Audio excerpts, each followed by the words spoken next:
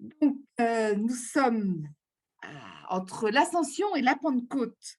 Et il y a comme une tension qui est là, un vrai paradoxe qu'on trouve déjà dans la prière d'ouverture, dans l'oraison d'ouverture. Nous croyons que le Sauveur des hommes est auprès de toi dans la gloire. Voilà. Ça, c'est ce qu'on vient de fêter à l'Ascension. Nous croyons que le Sauveur des hommes est auprès de toi dans la gloire. Fais-nous croire aussi qu'il est encore avec nous jusqu'à la fin des temps.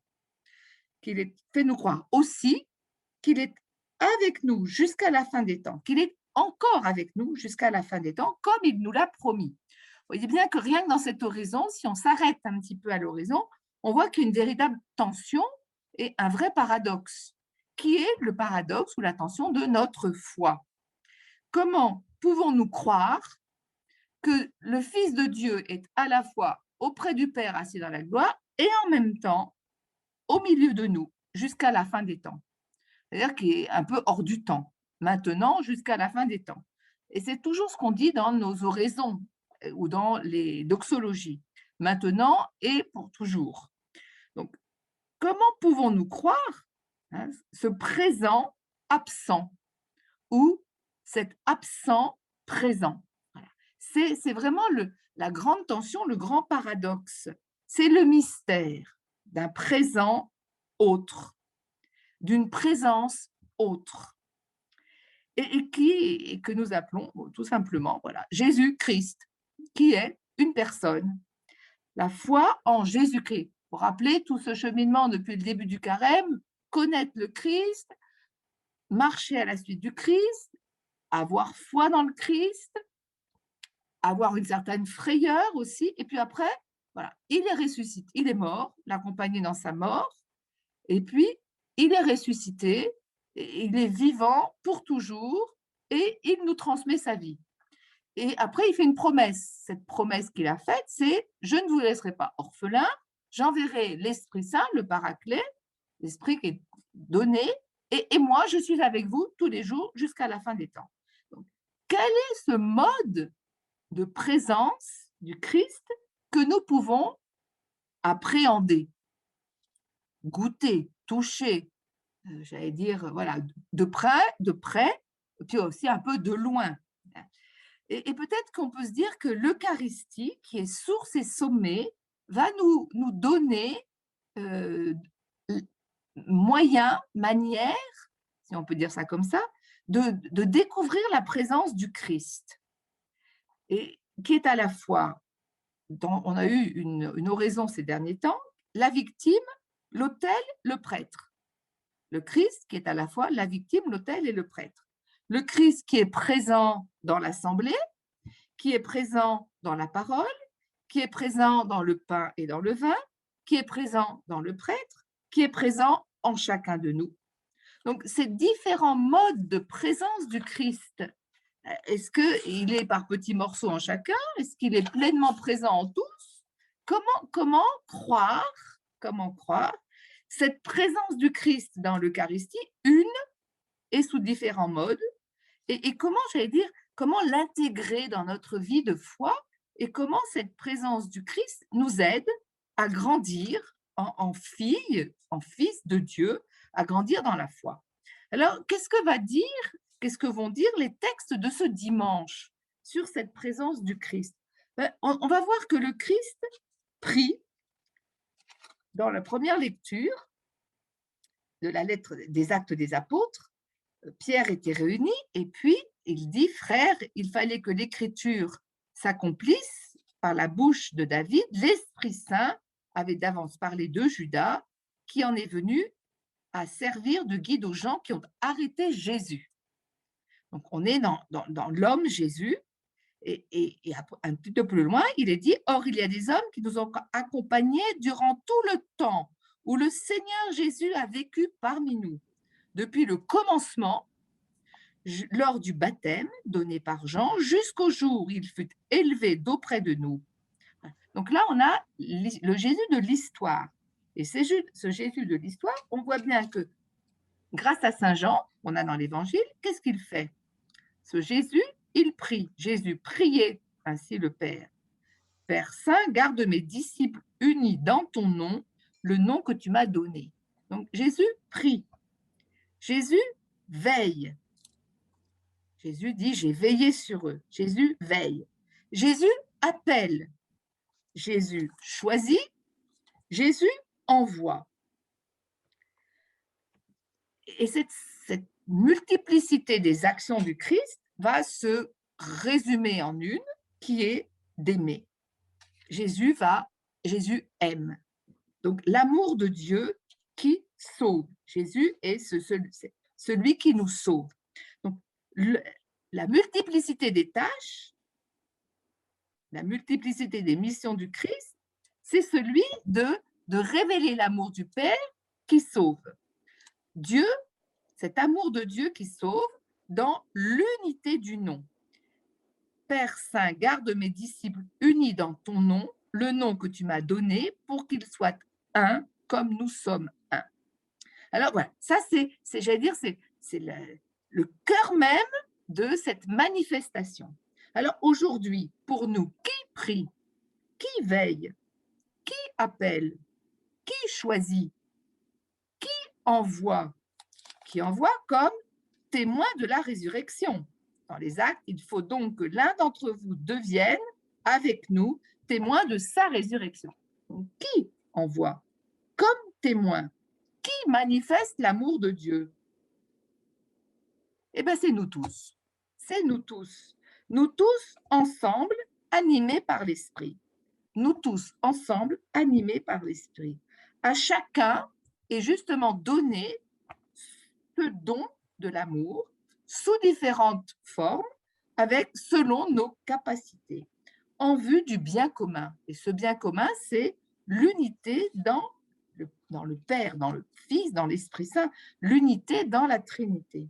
Alors voilà. Et donc cette manifestation de l'amour va se concrétiser dans des ministères propres à chacun. Et on trouve dans les Actes des Apôtres, ce Judas était l'un de nous qui avait reçu sa part de notre ministère. Donc, c'est important que chacun de nous reçoive sa charge. Nous avons, dans cette découverte-là des modalités de la présence de Christ, chacun de nous une part, un ministère. Et quand on entend, voilà, la prière de l'Église primitive, on peut se dire, mais aujourd'hui, comment l'Église prie? J'ai repris le texte, la fin des Actes. Toi, Seigneur, qui connais tous les cœurs, désigne lequel des deux tu as choisi pour qu'il prenne dans le ministère apostolique la place que Judas a désertée. Voilà. Pour qu'il prenne dans le ministère apostolique la place que Judas a désertée. Dans le ministère apostolique. Alors, c'est intéressant, quand on se penche sur un texte, d'aller voir un peu quelle est l'origine du mot en grec. Alors, le ministère apostolique, en fin de compte, c'est en grec, il y a deux mots, diaconat, diacone, le ministère, le service et apostolat. Le service et l'apostolat. Donc, on a réduit en français le ministère apostolique, je ne sais pas comment c'est en espagnol, mais en tout cas, on devrait dire, au lieu de dire le ministère apostolique, on devrait dire d'abord le service et l'apostolat. Le service et l'apostolat. Le ministère, c'est apostolique. Il faut revenir à cette origine du mot qui est le service et l'annonce de la bonne nouvelle. Alors aujourd'hui, quand on entend ministère, on peut dresser l'oreille et puis se dire, ben, on a de la chance. Le pape aujourd'hui a créé deux nouveaux ministères, le ministère de la catéchèse et le ministère du lectorat et du service de l'autel pour les femmes. Vous voyez, institués par le pape, ces services-là sont l'actualisation même de l'œuvre de l'Esprit Saint. Le service et l'apostolat fondés sur la résurrection du Christ pour être témoins de cette résurrection. Alors voilà, on est appelé à croire, on demande à Dieu, le Père, d'augmenter notre foi, de nous permettre de croire que le Christ au milieu de nous appelle, nous choisit par une médiation. Nous sommes tous appelés, tous choisis à être témoins dans ce service de la parole, du service de l'amour, pour que grandisse le corps du Christ ressuscité, parce que nous sommes tous membres à part entière, membres les uns des autres, liés par l'amour.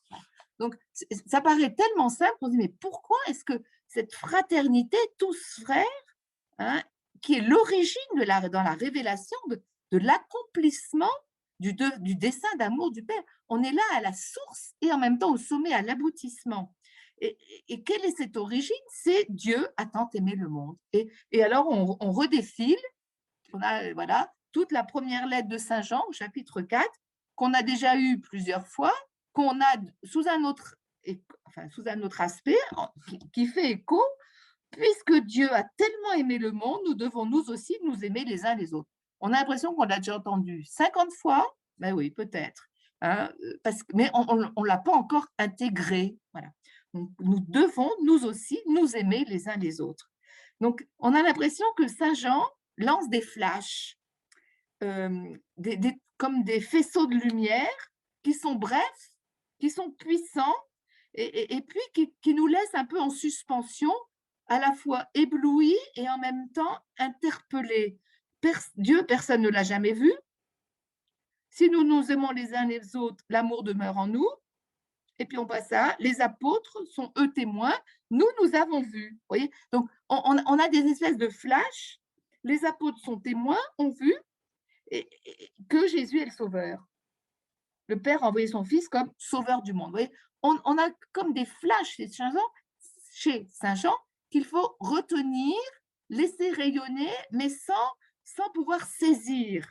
Et il y a des raccourcis qui sont étonnants et qui nous envoient dans toutes les directions, mais qui nous laissent dans une verticalité stable. Dieu est amour. Et nous avons, j'allais dire, l'Esprit qui vient nous enseigner à vivre de cet amour de Dieu, de cet amour qui grandit. Et au fur et à mesure que l'amour grandit, notre connaissance grandit. Voilà. Donc, comment rentrer dans cet amour, cette insistance de l'amour pendant tout ce temps pascal? Alors, on a l'insistance de découvrir que Jésus est présent sous toutes tes modes et que cet amour, il est aussi à la fois toujours défini et toujours à définir. L'amour plus fort que la mort, l'amour qui ne passera jamais, l'amour qui est un don gratuit, l'amour qui est aussi interpellé. Pierre, m'aimes-tu? L'amour qui est donné par l'Esprit Saint. L'Esprit Saint a été répandu, l'amour a été répandu dans vos cœurs par l'Esprit Saint qui vous a été donné. Cet amour inconditionnel, Jésus les aima jusqu'au bout. Alors voilà, c'est cet amour qui ne fait que se déployer et cet amour qui nous est confié. Voilà.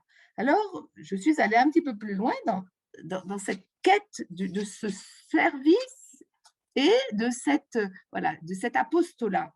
Et sa diaconie, ça m'a fait repenser à ce qu'avait écrit le pape Benoît XVI dans Deus, dans son encyclique sur l'amour. Dieu est amour. Dieu est amour. Et il avait dit qu'il y avait 3 axes. La nature profonde de l'Église est marquée par 3 axes. C'est la diaconie, la liturgie et l'annonce de la parole qu'on appelle la marturia. Et donc l'Église, elle est constituée de ces 3 axes. La nature profonde de l'Église s'exprime par cette triple tâche, l'annonce de la parole de Dieu, la célébration des sacrements, le service de la charité. Ce sont ces 3 tâches qui s'appellent l'une l'autre et qui ne peuvent être séparées l'une des autres.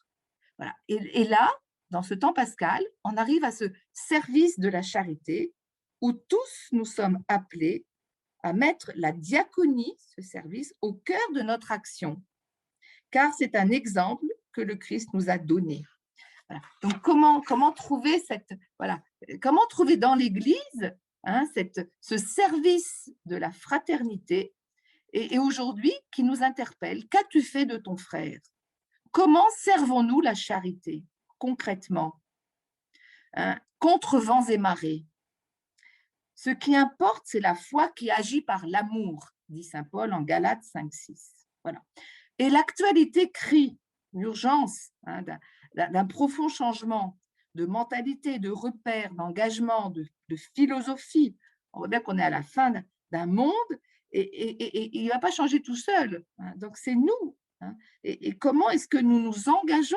Alors, le psaume va dire « Messager du Seigneur, bénissez-le, invincible porteur de ses ordres. » Voilà.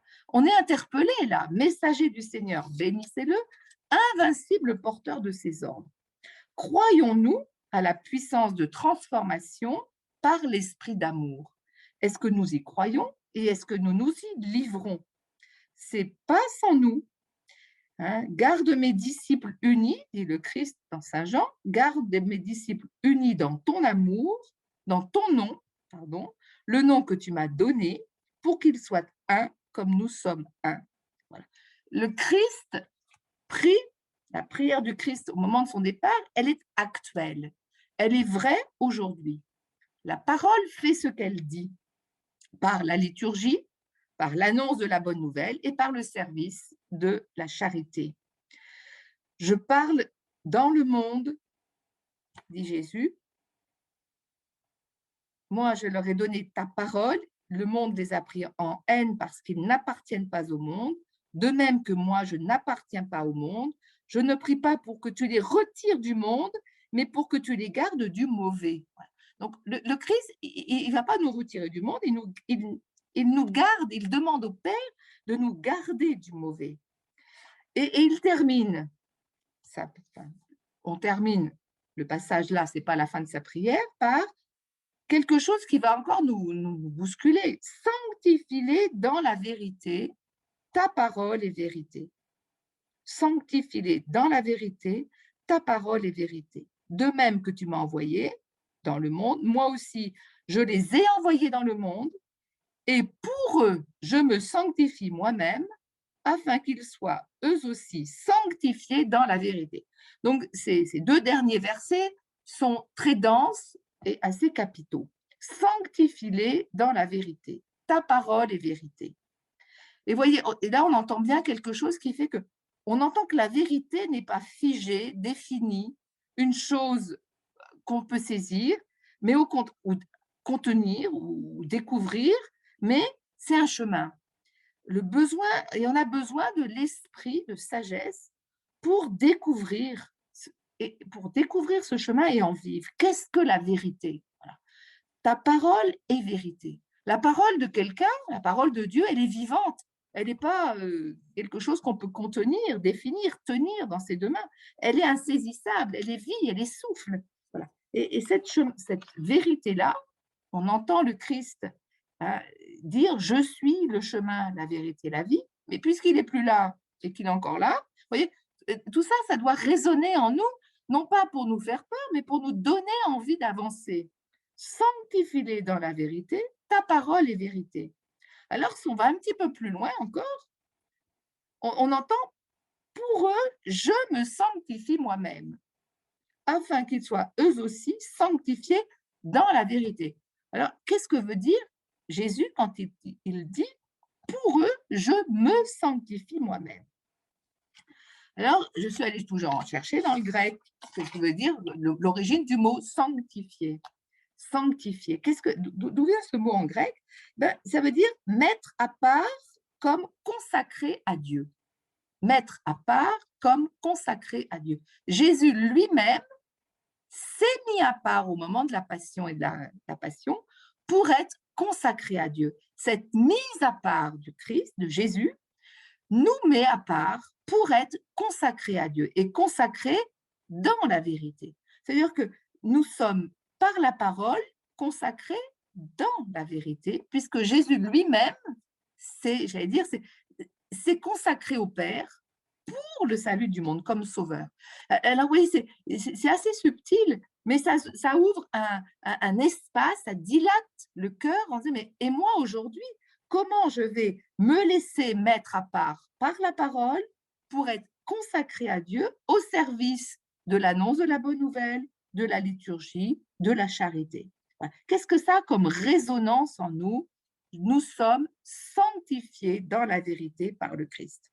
Voilà. C'est l'œuvre de l'Esprit, c'est l'œuvre de la parole, c'est l'œuvre du Christ qui est présent, nous croyons, et en même temps absent. Donc voilà, c'est un peu l'œuvre du mystère de ce présent absent et de cet absent présent qui en nous consacre au Père et consacre le monde au Père pour le sauver. Alors, vous voyez, c'est insaisissable, mais ça nous donne la vie. Et je crois que c'est ça qu'il faut aujourd'hui pouvoir, voilà, l'Esprit nous apprivoise au mystère qui nous transforme et qui transforme le monde en sauvant le monde. Voilà. Donc, je m'arrête là. Je vais arrêter l'enregistrement et on va voir comment on procède maintenant. Voilà, la conclusion. Donc, c'est vrai que ces 3 appels, quelle mission selon les 3 axes. Donc, les 3 axes, c'est les axes qu'a donné le pape Benoît XVI, hein, l'annonce de la parole, la liturgie, le service de la charité. Et donc, qui sont un moyen qui sont constitutifs de l'Église. L'Église est constituée, c'est-à-dire et que chacun de nous, effectivement, comme prêtre, prophète et roi, nous sommes chacun membres à part entière dans l'Église, et il n'y en a pas un qui est plus que l'autre, quel que soit qui que nous soyons, nous sommes tous, j'allais dire, aux yeux, sous le regard de Dieu, égaux, avec des tâches, des services différents, mais tous, absolument tous, nous sommes appelés à être saints. Donc, saints, sanctifiés pour l'Église occidentale, divinisés pour l'Église orientale. Et ça peut être aussi un chemin de voir que la sanctification et la divinisation doivent s'articuler. La sanctification, c'est quoi là? On est mis à part pour Dieu. La divinisation, c'est Dieu qui vient et qui vient prendre de l'homme pour le transformer en lui-même. Et donc, il y a les 2 chemins qui se font. Un chemin qui est plutôt ascendant et un chemin qui est descendant. Donc, quand on est sanctifié, c'est un peu on a ça de Saint-Augustin, c'est-à-dire qu'il faut qu'on fasse, entre guillemets, des efforts pour être saint. Alors, quand on est divinisé, c'est Dieu qui nous prend et qui nous pétrit pour devenir fils de Dieu. Mais les 2 vont ensemble. Hein. On peut pas, on marche sur 2 jambes et on a 2 poumons pour respirer. Voilà. On est à la fois sanctifié et divinisé. C'est l'œuvre de l'Esprit et de la parole, les 2 mains de Dieu, qui nous pétrit pour qu'on soit vraiment membre de son corps ressuscité. L'Esprit, il est pour tous, il agit en tous et il nous rend participants de la nature divine. Donc, si on va aller un peu plus loin, je vous conseille 2 livres. Alors, un livre qui coûte 1,20 €. Quand j'ai vu, je me suis dit, il doit y avoir une erreur. Ben non, pas du tout, il n'y a pas d'erreur. L'Esprit pour tous, comment recevoir la force de l'Esprit. L'Esprit pour tous, comment recevoir la force de l'Esprit, de Xavier Richer. Ça s'écrit R-I-E-S-C-H-E-R, aux éditions Artege, 1,20 €, 64 pages. C'est fait pour tout le monde, les enfants, les femmes, les hommes, je pense que même les prêtres, les diacres, les évêques et même le pape. L'Esprit pour tous. Et puis un 2e livre que je vous conseille, parce que je pense que je ne vous l'ai pas encore conseillé, d'Adrien Candiard, La lettre à Philémon. Alors, je la cherche dans la lettre à Philémon. Je ne retrouve pas. Donc, c'est vers la liberté intérieure. Voilà. Donc, de Adrien Candiard, La lettre à Philémon. Et pour terminer, la prière de Dietrich Bonhoeffer au terme de cette journée, par Michel. Seigneur Dieu, je te rends grâce d'avoir mené à terme cette journée. Je te rends grâce d'apaiser mon corps et mon âme. Ta main était sur moi, elle m'a gardé. Pardonne mon manque de foi et tout le mal de cette journée. Aide-moi à pardonner à ceux qui m'ont fait du tort. Fais-moi dormir paisiblement sous ta garde et préserve-moi des tentations de la nuit. Je te confie les miens. Je te confie cette maison. Je te confie mon corps et mon âme. Que ton nom soit loué. Amen.